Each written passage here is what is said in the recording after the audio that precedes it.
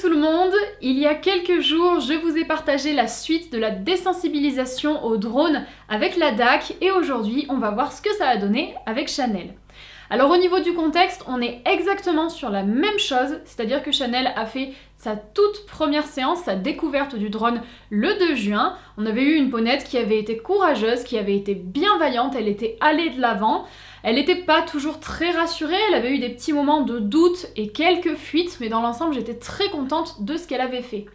Et au niveau des exercices, comme la DAC, on avait fait la même chose, c'est-à-dire toucher la ponette partout avec le drone, le faire bouger tout autour d'elle. On avait aussi pas mal travaillé sur le calme pendant l'allumage des moteurs et enfin on avait fait quelques envols.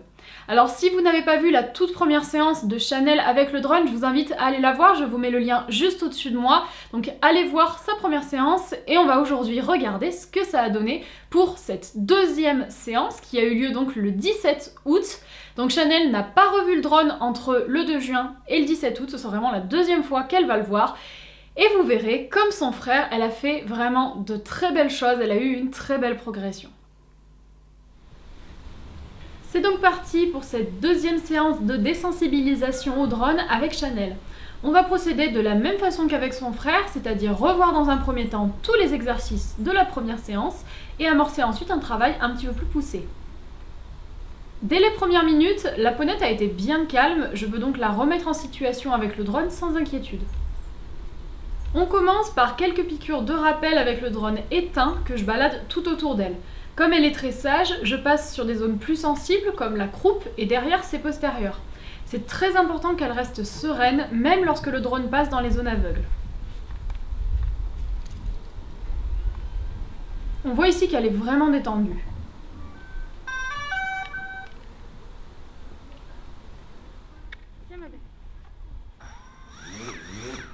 Tout va bien, alors on démarre les moteurs. La séance précédente, elle avait sursauté à quelques reprises, mais ici, elle est imperturbable.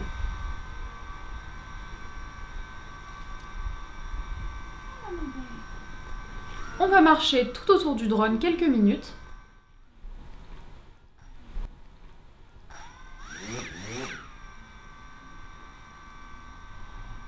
Ici, Chanel aimerait bien s'approcher plus près, mais je l'oblige à prendre son temps. Je ne veux pas qu'elle précipite parce que c'est dans la précipitation que la peur peut arriver.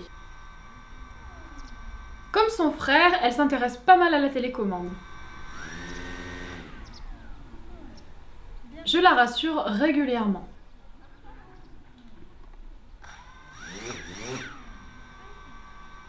Super ma belle. Très bien. Elle est quand même assez curieuse du drone et voudrait s'en approcher.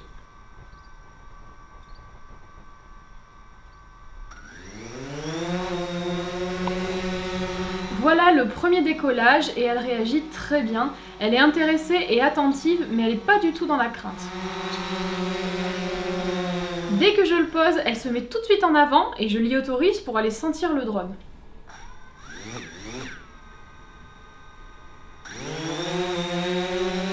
Deuxième envol où Chanel est toujours calme. On va marcher un petit peu pour continuer à lui faire accepter complètement la situation.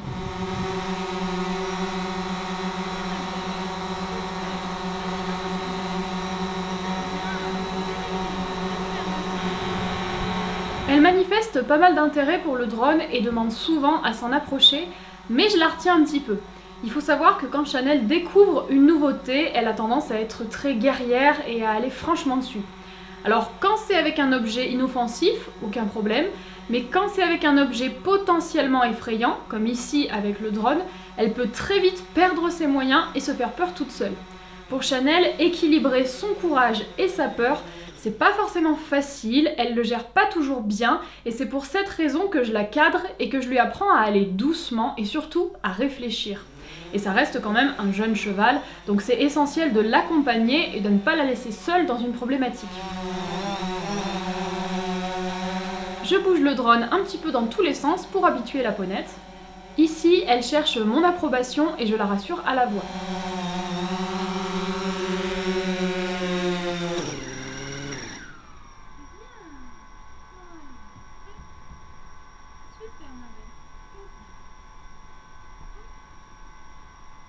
À ce ce moment-là, elle a besoin d'un peu plus de réconfort de ma part. Mes paroles sont très importantes pour elle.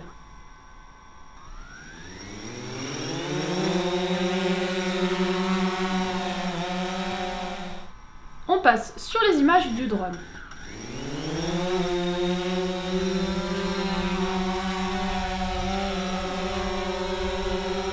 Elle est très attentive.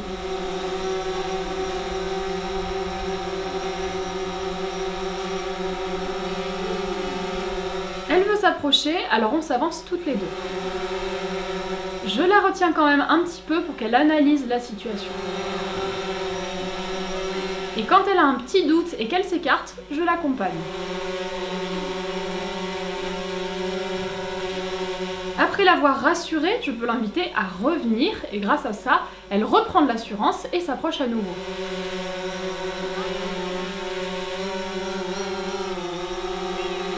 Le drone est haut, alors c'est pas évident pour elle de le voir, mais elle reste cool. Elle cherche vraiment à comprendre ce qui se passe et ma présence est essentielle, ça l'aide à ne pas paniquer.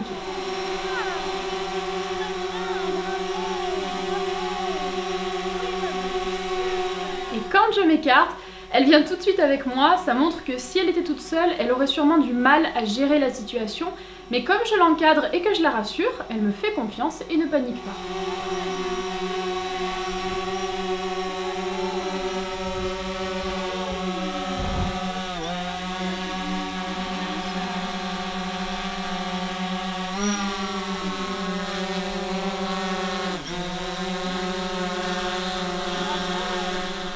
Voilà la même scène, mais cette fois vue du sol.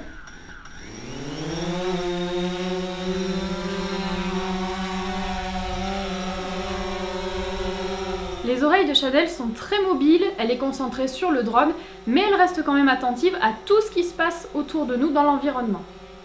Ma caresse lui donne du courage et elle se lance.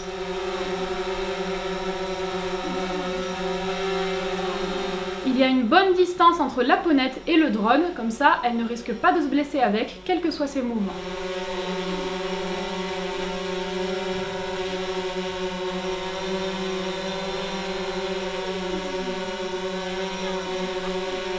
Quand on s'approche près comme ça, j'élève un peu le drone parce que connaissant Chanel, tant qu'elle est encore dans la découverte, elle serait peut-être capable de se cabrer pour essayer de l'attraper. Alors je prends mes précautions, on va attendre qu'elle soit plus à l'aise pour la faire approcher plus. Elle essaie d'elle-même d'aller dessous, ce qui est une excellente initiative. Elle entend le drone, mais elle le voit plus, alors elle est un petit peu confuse et elle le cherche.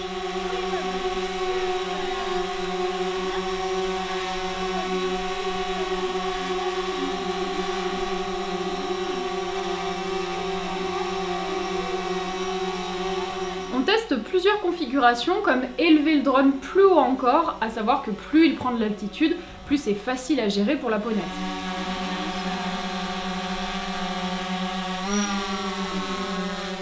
Les premiers pas de Chanel sous le drone.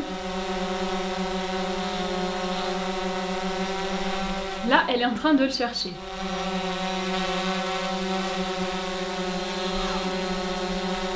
On va s'éloigner pour faire redescendre tout doucement le drone.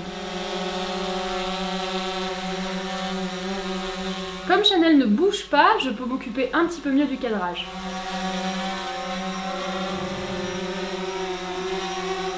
Et dès qu'il réintègre son champ de vision, tout de suite, elle le regarde.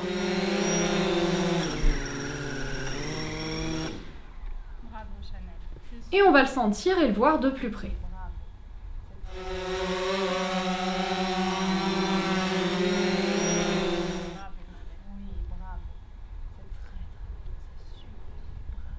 Quelques minutes de calme.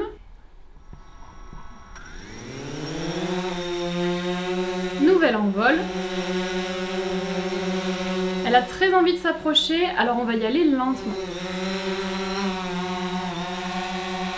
Je mets le drone à une hauteur suffisante pour qu'elle le voie, mais aussi pour que je puisse rapidement l'envoyer en l'air si jamais il y a un souci. On s'approche pas à pas et je la retiens un petit peu avec le licol pour qu'elle précipite pas. Bien entendu, quand on fait ça, on fait extrêmement attention à ne jamais toucher les hélices. voilà ce qu'on peut voir depuis le drone.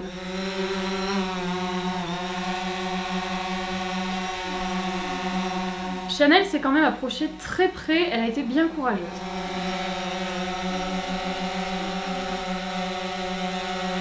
Un peu d'appréhension dans son œil, je la rassure donc à la voix.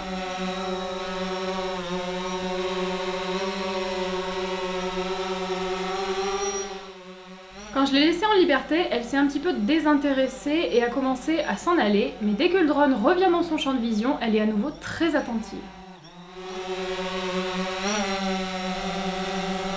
Ça me permet de faire bouger le drone sans avoir à m'occuper d'elle.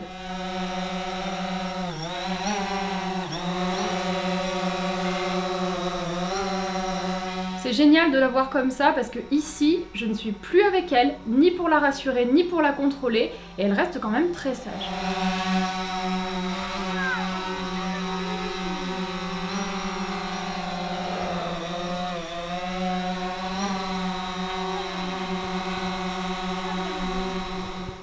Comme pour la DAC, on va terminer avec quelques rotations du drone sur lui-même et tout autour de la ponette.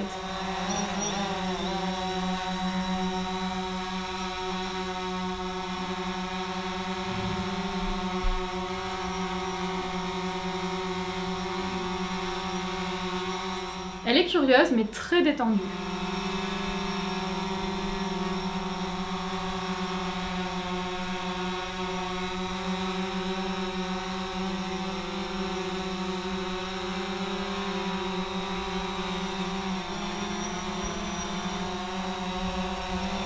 Je la laisse avancer quand elle veut, tout en gardant un minimum de contrôle avec la longe. Cet objet lui fait poser pas mal de questions, elle gratte avec son pied parce qu'elle aimerait bien interagir un petit peu avec le drone. Quelques essais de mouvement avec le drone.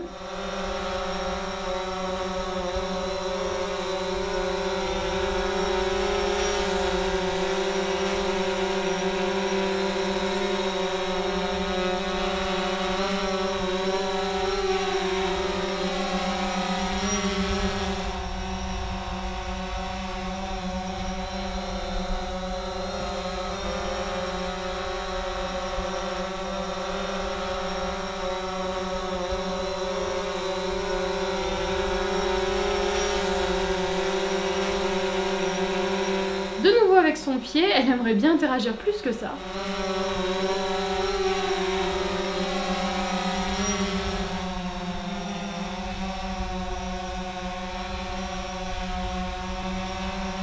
Un petit cercle pour enlever un peu de pression.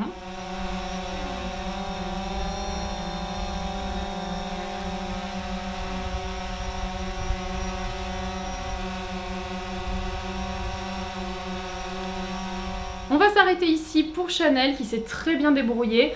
On aurait pu faire plus sur cette séance parce qu'elle s'est très bien comportée et qu'elle-même elle réclame plus d'interaction, mais je préfère décomposer l'apprentissage et y aller lentement pour ne pas dépasser le seuil de tolérance de la ponette.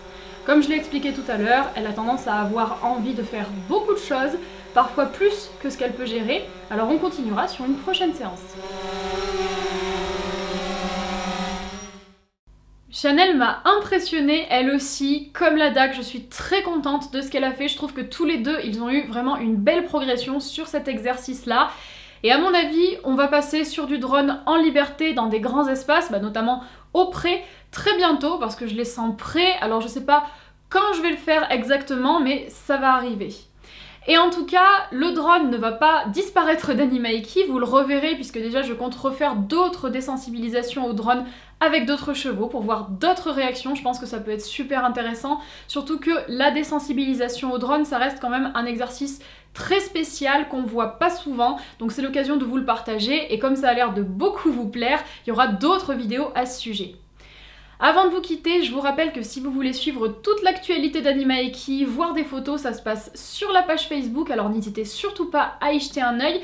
Et je vous rappelle également que si vous voulez faire un don pour soutenir le projet, ça se passe sur la page Tipeee, vous avez toutes les informations sur ce site. Donc n'hésitez surtout pas à aller jeter un coup d'œil dans la barre d'infos, vous avez toutes les adresses, vous pouvez aller voir. Et moi je vais vous dire à très bientôt dans une prochaine vidéo.